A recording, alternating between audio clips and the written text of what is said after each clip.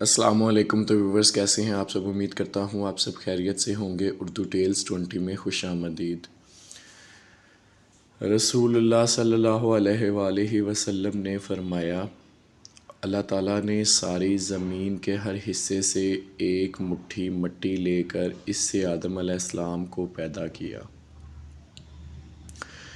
چنانچہ ان کی اولاد مٹی کی مناسبت سے ہوئی، کئی سرخ ہیں اور کئی سفید، کئی سیاہ ہیں اور کئی ان کے درمیان، کئی نرم مزاج ہیں اور کئی سخت مزاج، کئی بری طبیعت والے ہیں اور کئی اچھی طبیعت والے۔